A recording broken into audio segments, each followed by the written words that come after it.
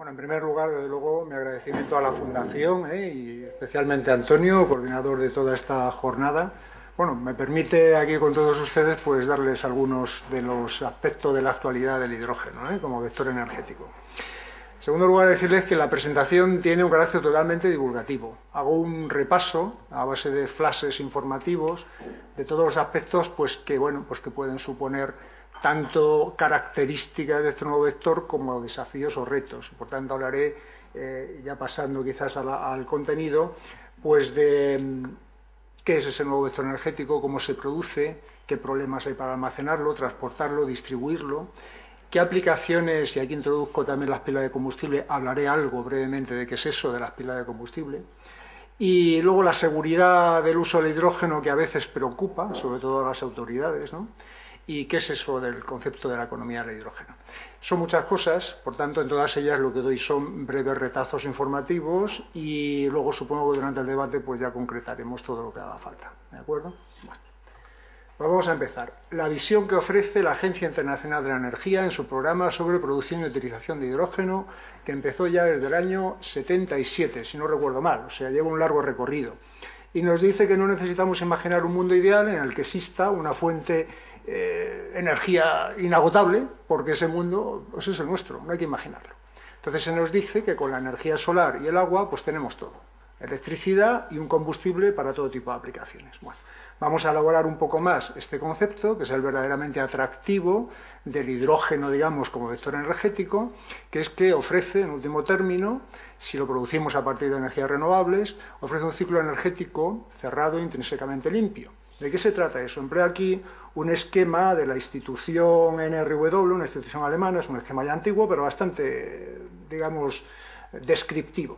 Se trata de tomar agua, está representado aquí en azul en este esquema de la naturaleza, utilizar electricidad de origen renovable, separar por electrólisis la molécula de agua en hidrógeno y oxígeno, el hidrógeno utilizarlo en todo tipo de procesos, de los que luego hablaré, para los que hoy es necesario el hidrógeno, en la industria, procesos también de generación de calor, procesos de regeneración de electricidad a través de las pilas de combustible, ahora mencionaré. Tendríamos que aumentar la densidad energética por unidad de volumen del hidrógeno, comprimiéndolo, licuándolo para aplicaciones de transporte, y en todas estas aplicaciones lo que devolvemos al final a la naturaleza es la misma cantidad de agua que previamente hemos tomado de ella. ¿Hay emisiones? Sí, algunas en esos procesos asociados al uso del hidrógeno en combustión, procesos térmicos. Son estas flechitas de color, sí, se ven como de color morado, ¿no?, que son emisiones de óxidos de nitrógeno asociadas a la combustión de hidrógeno, pero, ojo, que comparado con las emisiones de óxido de nitrógeno que se producen en la combustión de los combustibles fósiles, aquí podemos hacer combustión en mezclas pobres y, por tanto, emitir, francamente, muchísimo menos óxido de nitrógeno que en la combustión de combustible fósil. Muy bien, pues claro, frente a lo que tenemos ahora de sistema energético, que nosotros tomamos de la naturaleza algo, una materia prima, carbón, petróleo, gas, lo utilizamos normalmente quemándola, y lo que devolvemos a la naturaleza pues nunca es petróleo, carbón o gas, lo que devolvemos es CO2, CO, etcétera, ¿no?, contaminantes. Indudablemente al final el ciclo se cierra, ¿no?, estamos en un sistema cerrado, lo que ocurre que el periodo, digamos, de cierre de ese ciclo es muy grande comparado con el periodo de cierre del ciclo del agua, ¿no? Muy bien, pues las motivaciones que nos llevan a trabajar en todas estas tecnologías son fundamentalmente la reducción de emisiones globales, de efecto global, quiero decir, emisiones de CO2, la reducción de la dependencia de fuentes de energía, pues francamente inseguras, y de luego también podríamos hablar, pero no es objeto quizás del día de hoy, del mantenimiento, incremento de la competitividad de nuestras economías, ¿verdad? Bueno. Vamos a pensar un poco en la reducción de emisiones de CO2. Y supongamos que pensamos en sistemas centralizados, grandes plantas de producción de electricidad. Bueno, pues ahí el tamaño de la planta permite actuaciones, juega a favor, es decir, yo puedo introducir, ya se lleva décadas haciendo, todo tipo de tecnologías de uso limpio, filtrado, de aquí en adelante probablemente captura y almacenamiento de CO2. Pero pensemos en sistemas pequeños, sistemas para generación distribuida, pensemos en una calefacción de nuestras viviendas, ¿no? Bueno, pues ahí el tamaño es demasiado pequeño. Si quiero pensar en sistemas de limpieza de los gases de emisión, pues los costes son demasiado elevados, ¿eh? No serían asumibles para estos sistemas pequeños. Y si pienso en un sistema productor de energía como es un motor propulsor de un vehículo, que encima lo tengo moviéndose por todos lados, Pues ahí no puedo hacer nada para evitar las emisiones. ¿Qué puedo hacer? Pues cambiar el portador de energía que estoy utilizando, cambiar el combustible. Y por tanto ir a un combustible que no emita en ese uso final. Y también trataré que en la producción de ese combustible no haya emisiones. Y aquí es donde aparece el doblete, el uso hidrógeno-electricidad como, digamos, algo, bueno, pues que en esencia pues es virtuoso, ¿no? Voy a comentar un aspecto que se presenta en el uso de hidrógeno y electricidad y que no se presenta ahora en el uso de todos los combustibles fósiles y electricidad. Ahora estamos acostumbrados a quemar carbón, fuel o lo que sea para producir electricidad, pero con la electricidad no podemos regenerar ni el carbón, ni el fuel, ni el gas. Bien, con el hidrógeno sí, es decir, nosotros podemos, con electricidad y con estos dispositivos que se llaman electrolizadores o máquinas de electrólisis, producir hidrógeno. Pero con hidrógeno también, con un dispositivo del que hablaré ahora mismo, con pila de combustible, puedo regenerar la electricidad. De esta manera estamos empleando dos vectores energéticos que son intercambiables y que uno respecto al otro permite almacenamientos de energía incluso en periodo de carácter estacional, entre estaciones, ¿no? Esto hasta ahora no se daba. Bueno, entonces un breve comentario, porque siempre que hablamos de hidrógeno y durante alguna década que otra, pues va a estar muy asociado a las pilas de combustible. Voy a hacer un breve comentario de qué es una pila de combustible para aquellos que no tengan antecedente. Es un dispositivo electroquímico que lo que permite es una conversión directa de esa energía que tenemos almacenado en energía química en un combustible y en un oxidante, directamente produce energía eléctrica. ¿Qué es lo que estamos acostumbrados a ver en las máquinas térmicas? Pues estamos acostumbrados a quemar un combustible, por tanto tenemos energía térmica, transformar la energía térmica en energía mecánica, y para aquellos que saben termodinámica saben que esa transformación, su eficiencia está limitada por lo que se llama la eficiencia de Carnot, que para incrementarla quiere decir que tengo que elevar las temperaturas de combustión, pero eso tiene un límite porque los materiales no aguantan tanto, ¿verdad?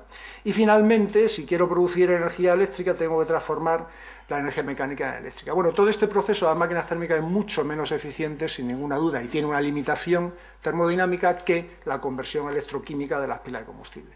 En definitiva, la pila de combustible lo que es un conjunto de electrodos, cátodos, ánodos, separados por un electrolito, unas cámaras de gases que permiten la entrada de los reactantes, hidrógeno y oxígeno o hidrógeno y aire, y que me produce pues, en bornas una corriente eléctrica y luego como subproducto agua, vapor de agua, y ya está. Esto, como todos los sistemas electroquímicos, pues es altamente eficiente, tiene una respuesta rápida, no tiene emisiones, tiene un carácter modular, puedo ir apilando celdas y llegar al tamaño que yo quiera, es silencioso, esto es un poco tramposo. Indudablemente el sistema electroquímico en sí es silencioso, pero si yo quiero introducir aire en las cámaras o introducir hidrógeno, pues no lo invito, lo impulso y por tanto los compresores suenan, ¿verdad? Bueno, pero no suena tanto como un motor de combustión interna. Y hoy en día el gran problema es el coste elevado, pero evidentemente habría mucho que hablar en costes, como al final de la presentación Antonio nos ha mostrado, ¿verdad? ¿Qué aspecto tienen? Pues una serie de celdas apiladas, comprimidas, con unos tubos de entrada y salida de gases. Esto es un dispositivo de una pila de combustible de la compañía Intelligent Energy, una compañía inglesa, que presentó en el Salón del Automóvil Eléctrico de Mónaco del año 2005 y que pues, tiene pues, unos 75 kilovatios, que permitiría mover un vehículo, ¿no? Muy bien. Pues vamos a ir dando mensajes precisamente sobre el hidrógeno, mensajes rápidos y flashes informativos. Ya se ha dicho que el hidrógeno no es un recurso, el hidrógeno hay que producirlo. Esto quiere decir que yo tendré que utilizar algún recurso, alguna materia prima de la naturaleza, que las que más contenido de hidrógeno tienen son el agua, los hidrocarburos y la biomasa. Tengo que transformarla siguiendo procesos, unos procesos múltiples, electrolisis, reformado, gasificación, etc. Y finalmente obtendré el hidrógeno, pero claro, habré consumido algún tipo de energía primaria, sea de origen fósil, renovable o nuclear. Lo que pasa es que el hidrógeno se puede producir con una gran versatilidad, porque puedo producirlo a partir de múltiples recursos y siguiendo múltiples procesos de transformación, que es lo que se representa en este esquema. Tanto a partir de gases, siguiendo procesos de reformado, como a partir de líquidos, como carbón por gasificación, como a partir de alcoholes, como a partir de agua y electricidad, que si la electricidad es renovable entonces no tengo emisiones, ¿no? Como a partir de biomasa o, quizás apuntando al futuro, a partir de microorganismos, pues son vías todas ellas de producción de hidrógeno. Claro, aquí es donde aparece la seguridad energética que nos da el hidrógeno desde el punto de vista de que seguro que tendremos alguno de esos recursos local para utilizar producir hidrógeno y no tendremos que ir a Oriente Medio o a los focos, digamos, de concentración de recursos fósiles, ¿verdad? Bien, solo comentar que hoy en día el hidrógeno se utiliza en la industria, desde luego, de hace décadas, y fundamentalmente se está produciendo, pues como se ve aquí, en un 96% a partir de combustibles fósiles, de gas natural, de petróleo, de carbón. Tan solo un 4% se hace por electrólisis, que es para aquellas aplicaciones que se requiere un hidrógeno más puro. Y es característico también indicar que la producción es cautiva, o sea, allá donde se necesita se produce y se usa, no se transporta, no se almacena. Solo un 5% se transporta y se almacena. ¿Para qué se usa? En su mayor parte, un 70 y algo % es toda la industria química y petroquímica, digamos, producción de amoníaco, en las refinerías, el metanol, pero luego la electrónica, la metalurgia, la propulsión aeroespacial, en fin, la industria alimentaria, el vidrio, hay muchísimas industrias que utilizan hidrógeno, pero ese es un hidrógeno, es un reactivo, es un componente más de los procesos industriales. Ese es un uso no energético, en realidad. Estamos hablando ahora del hidrógeno como vector energético. Bueno, pues otro de los asertos, el hidrógeno es muy ligero, pero resulta que ocupa mucho volumen, es una molécula muy voluminosa. Entonces esto quiere decir que hay un problema en almacenarlo y en distribuirlo, en transportarlo. Aquí pongo una tabla de comparación del poder calorífico por unidad de peso y por unidad de volumen, ahora veremos, comparado con el metano, propano, gasolina, y entonces, claro, el hidrógeno pues ofrece ventajas por unidad de peso.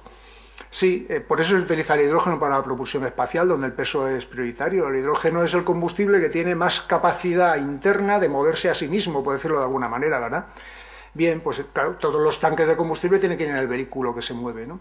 Sin embargo, resulta que como tiene tan poca densidad, pues por unidad de volumen, pues su energía es francamente baja, muy baja, comparado con cualquier combustible líquido. ¿Qué quiere decir ello? Pues que para su uso tendré que aumentar la densidad por unidad de volumen. Y quiere decir que tengo que comprimirlo, tengo que licuarlo, tendré que introducirlo en otros compuestos intermedios, sean hidruros metálicos, sean materiales, digamos, con estructuras carbonosas o con materiales, digamos, nanoestructurados, que ahora es todo un desarrollo. El problema de almacenamiento de hidrógeno quiere decir que es un problema de transporte, porque yo para transportarlo tendré que transportarlo dentro de algo, ¿no? Y al final un camión transportando hidrógeno lo que transporta es hierro, el tanque, porque dentro hay muy poca energía. Entonces, claro, esto es un problema, Si quiero licuarlo, consumo mucha energía. Bueno, ¿qué se hace hoy en día para ello? Bueno, pues es que depende del consumo, depende de la demanda. Cualquier compañía, ha elegido aquí un esquema, la compañía Air Liquide, pues tiene el mismo esquema de atención a sus clientes cuando le piden hidrógeno. Desde unas necesidades de demanda muy pequeñas, de 1 a 50 metros cúbicos hora, hasta 100.000 metros cúbicos hora, pues utilizan distintas estrategias de suministro. El mayor consumidor lo que hacen es suministrarle directamente por conducto, desde su central de producción. Suministradores que demandan, consumidores que demandan mucho, pero ya no tanto, pues se les instala una central de producción in situ y se les distribuye por tubería. Si la demanda es menor, se le instalan tanques de hidrógeno líquido que se alimentan por semirremolques de hidrógeno líquido y luego distribución por tubería. Y así, pues cuando el consumo es menor, pues se ponen semirremolques de botellones de gas a presión o nos distribuyen, por ejemplo, a los laboratorios de investigación, pues botellas, al detalle, simplemente. Esa estructura ya se conoce, las compañías de gases industriales saben cómo establecerla, claro. Si hablamos ahora del negocio de utilizar el hidrógeno, por ejemplo, como combustible para el transporte, hay que desarrollar una infraestructura de suministro que no existe, ¿no? Muy bien, aquí solo pongo lo que uno de los proyectos europeos que se llama Highways, que trata de buscar cuál es la hoja de ruta, cuál es la manera de llevarse hidrógeno a todas las aplicaciones, pues nos está recomendando, dice, bueno, va a haber hidrógeno para aplicaciones de transporte, bien sea por carretera, por tren o marítima, pues se requerirán estaciones de llenado de hidrógeno gas comprimido, estaciones de llenado de hidrógeno líquido, ¿no? También pues, habrá para aplicaciones estacionarias. Bueno, normalmente pues será hidrógeno que se llevará por tubería, bien por microredes que se vayan estableciendo en ese concepto de generación distribuida, o incluso para aplicaciones portátiles, para estos ordenadores, para los teléfonos móviles, pues cartuchitos de pequeños de hidruros metálicos que tienen un contenido de hidrógeno que aumentará la autonomía en funcionamiento de estos equipos, ¿no? Y que el tiempo de recarga es unos segundos comparado con no sé cuántas horas que tiene de tiempo de recarga estos dispositivos. Bueno, pues hay toda una estrategia ya analizada de cuáles son los nichos de mercado que en principio pueden entrar en funcionamiento a más corto plazo, que son las que están en rojo aquí, ¿no? Pues tanto todo un sector recreativo que pueden ir haciendo proyectos de demostración, como bueno, pues toda la aplicación portátil, de electrónica portátil, que muy probablemente es la primera que entrará en el mercado, ¿no? Porque admite más costes, más extracostes. Bien, el hidrógeno en el transporte. Indicar que cuando se habla de la utilización de hidrógeno en el transporte normalmente se liga a pila de combustible, pero no siempre, pero que se está hablando de vehículos eléctricos.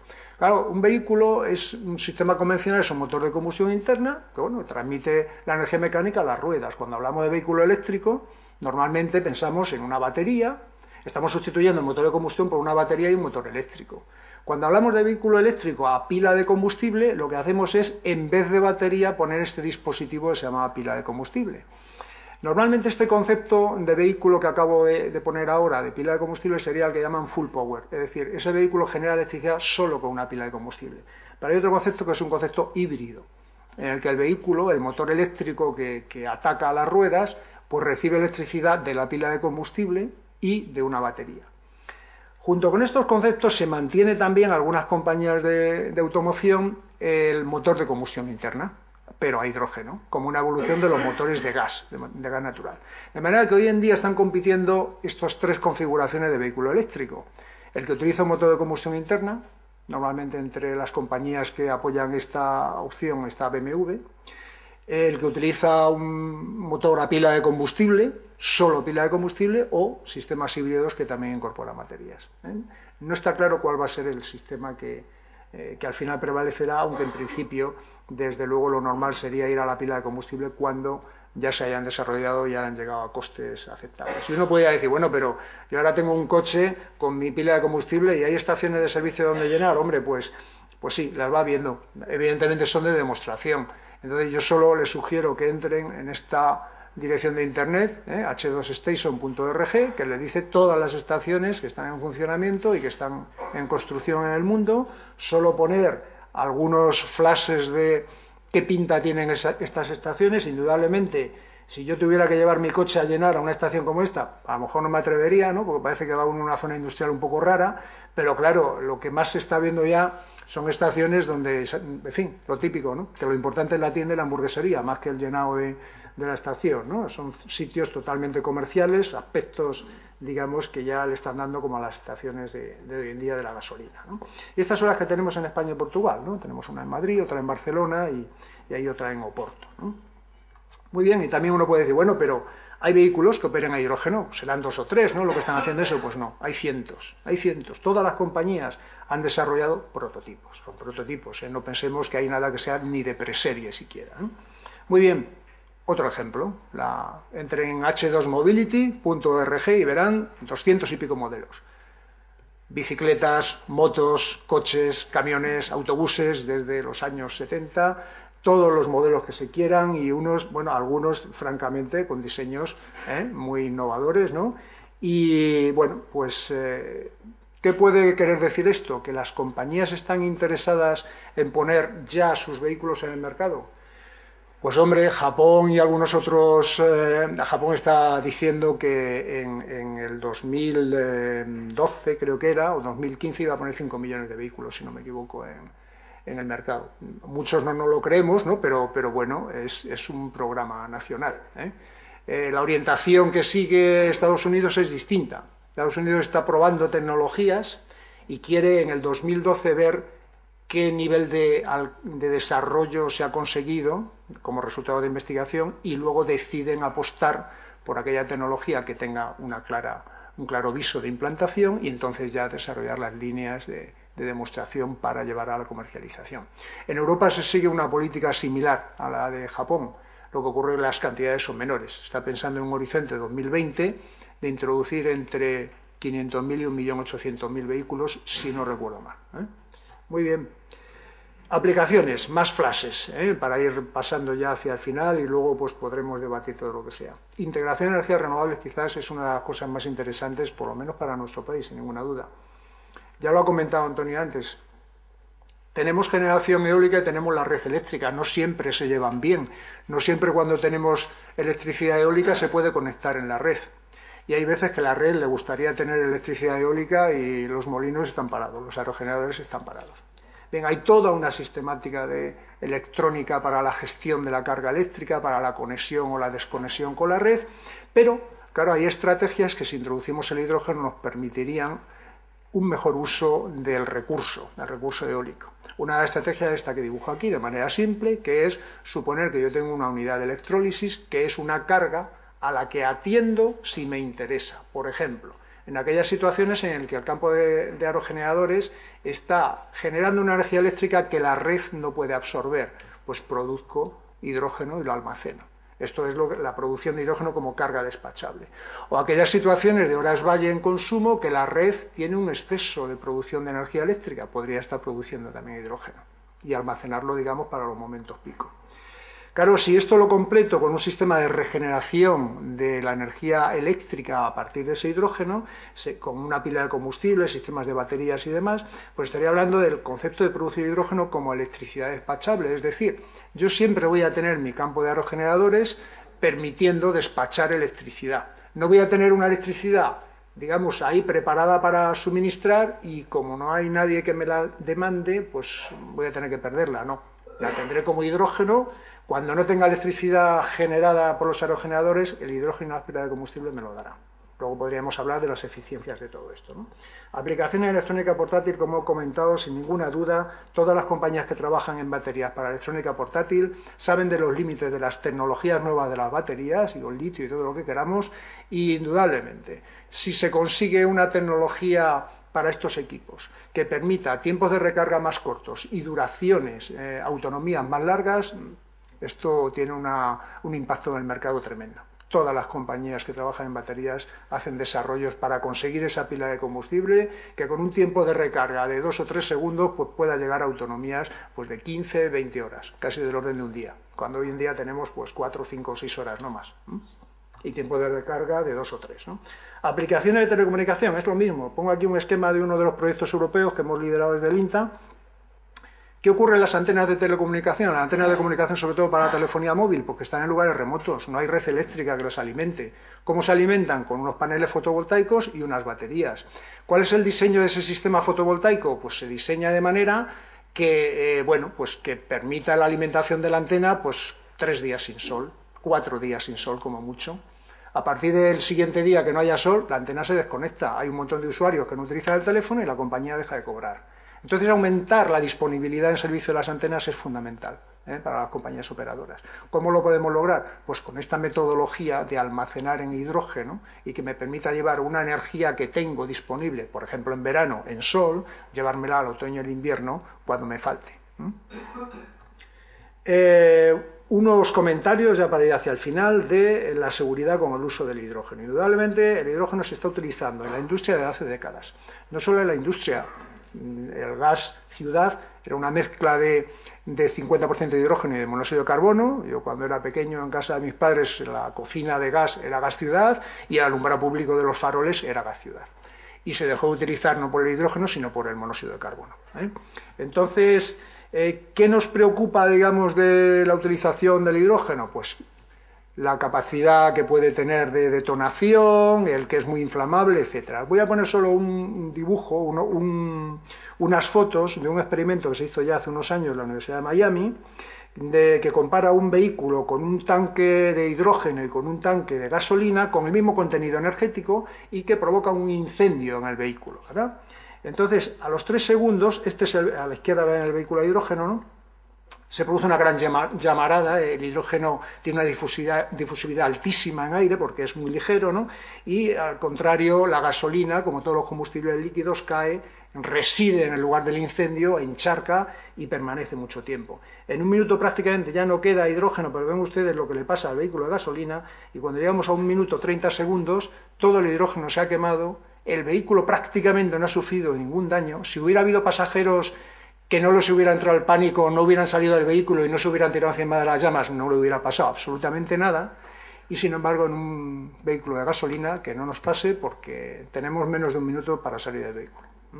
Esa es la situación. Entonces, el hidrógeno pertenece a la familia de los gases inflamables, tiene unas técnicas de manejo que, de acuerdo a sus propiedades físicas y químicas, hay que adaptar. Las compañías que venden hidrógeno nos dan unas hojas, esta es de la compañía de Product, sobre datos de seguridad del producto. Los servicios de extinción de incendios saben cómo tienen que actuar frente a un incendio de hidrógeno. El incendio no es, ni mucho menos, más peligroso que un incendio de combustibles líquidos. La detonación sería otra cosa, que solo se produce, digamos, si estamos en entornos totalmente cerrados, y eso exige ahora un desarrollo, digamos, de normas para todos esos protocolos de actuación en la industria con el hidrógeno que han llevado a una situación pues, totalmente segura, poder trasladar esos protocolos al uso del hidrógeno en el entorno ciudadano. Eso requiere desarrollo normativo, reglamentario y de técnicas, básicamente. Muy bien, la economía de hidrógeno, y son las últimas diapositivas. ¿A qué se le llama esto? ¿Cuál es la visión que puede tener una compañía petrolera o gasista de esto? Pongo la visión que tiene Statoil, la compañía noruega. Bueno, pues ellos dicen, miren, nosotros vamos a seguir explotando petróleo, carbón, gas natural, todo lo que sea. Evidentemente nuestras centrales de producción grandes, de gran escala, van a seguir existiendo, vamos a seguir produciendo electricidad con nuestra red de transporte de alta tensión, pero consideramos que vamos a tener también una producción de hidrógeno centralizada. Indudablemente, como estamos produciendo hidrógeno y electricidad a partir de combustibles fósiles, si quiero ser cauto con el medio ambiente, pues tendré que capturar el CO2 y, bueno, o bien se utiliza como ahora, que es para mejorar la extracción del combustible fósil, o bien en el momento que se desarrollen las técnicas de almacenamiento distintas que hay, pues lo almacenaremos, ¿no? Y luego este hidrógeno producido a gran escala lo utilizaré secundariamente en pilas de combustible, turbinas de gas, en estas redes ya de generación de energía eléctrica distribuida, atenderé a demandas del sector transporte, de toda la industria química hoy en día, etcétera, las demandas de calor y demás en las ciudades y demás, ¿no? ¿Qué visión aporta, pues, digamos, los organismos oficiales, Comisión Europea, por ejemplo? Y dice, vale, muy bien, eso, pero, además, yo tengo que instalar sistemas de generación eólica, hidroeléctricos, centrales termosolares, de biomasa, fotovoltaicas, etcétera, que también alimentarán esa red de producción y distribución de hidrógeno, ¿no? Muy bien, pues entonces, ya para terminar, en realidad, ¿en qué se basa la economía del hidrógeno? Pues se basa en una expectativa, y es de que ese hidrógeno lo pueda producir a partir de unos recursos domésticos de una forma económica y medioambientalmente aceptables, que las tecnologías de uso final de ese hidrógeno, y me refiero a las pilas de combustible, puedan ganar una cuota de mercado significativa, porque si tengo hidrógeno y no tengo pila de combustible, malamente. Y en la medida que esto se alcance, todas estas expectativas, ¿qué ofrece la economía del hidrógeno? Mayor seguridad energética, porque puedo producir hidrógeno a partir de muchos recursos que están disponibles con una distribución mucho más uniforme en el globo. Una mayor calidad medioambiental, porque en última instancia, si lo produjo a partir de energías renovables, serían emisiones cero. Y aquí siempre añado una frase que la he quitado ahora, y es, llegar a esto supone superar desafíos técnicos, tecnológicos en general, científicos y sociales y políticos. Lo más importante son los sociales y políticos. Los tecnológicos y técnicos, aquí no estamos hablando de la fusión. La fusión está muy bien. Indudablemente, si la Tierra tuviera una masa como una estrella, bien, el confinamiento es gravitatorio, no hay problema. Pero la Tierra no tiene esa masa. Nos tenemos que inventar una cosa muy complicada, que no controlamos bien, que es el confinamiento inercial, confinamiento magnético, etc. Ahí se requieren grandes descubrimientos. Trabajar con materiales que aguanten no sé cuántos millones de grados no creo que sea muy sencillo. Bueno, en la tecnología del hidrógeno no hay este tipo de necesidades, no se necesitan esos grandes descubrimientos. Se está hablando de desarrollo. Pero tiene que haber una convicción política y social de invertir de manera constante durante mucho tiempo para establecer estos sistemas y que los podamos usar. Pues nada más, pues muchas gracias por su atención.